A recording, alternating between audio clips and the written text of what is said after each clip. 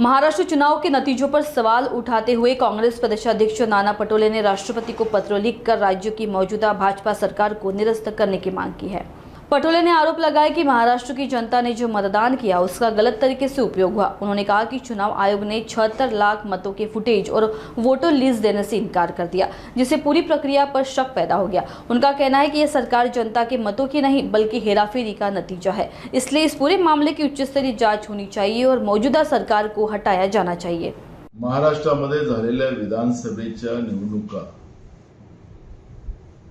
4 दिवसाच्या पहिलेच राहुल गांधीजींनी याच्यावरचं एक वक्तव्य केलं आणि भाजपला जी काही मिरची लागायची होती ती लागली आणि त्यांच्या वरिष्ठ नेत्यापासून तर अंधभक्तापर्यंत एक प्रकारे राहुलजी होते तुटून पडलेले होते, असं चित्र आपण पाहतो आहे। निवडणूक आयोग याचं उत्तर देत नाही। निवडणूक आयोगाला काही बोललं तर बीजेपीला काय त्रास होतो हा एक प्रश्न सगळ्यांच्या समोर आहे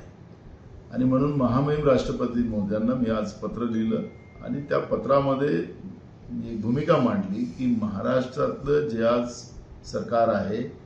हे जनतेच्या मनातलं नाही, मतातलं नाही। निवडणूक आयोगाच्या हेराफेरीमुळेच महाराष्ट्राच्या जनतेच्या मताचं मॅनिप्युलेशन करून त्यांच्या मतावर डल्ला मारण्याचं पाप निवडणूक आयोगाने केलं आणि त्याचे काही पुरावे सुद्धा आम्ही निवडणूक आयोगाला दिले, पण निवडणूक आयोगाने कायद्याचे खोट्या गोष्टी सांगून त्या 76 लाख मताचं संध्याकाळी झालेल्या मताचाही फुटेज द्यायला विरोध केलेला आहे, वोटर लिस्ट द्यायला त्यांनी विरोध केलेला आहे आणि त्याच्यामुळेच ते संशयाच्या भोऱ्यात आलेले आहेत आणि म्हणून याची एक उच्चस्तरीय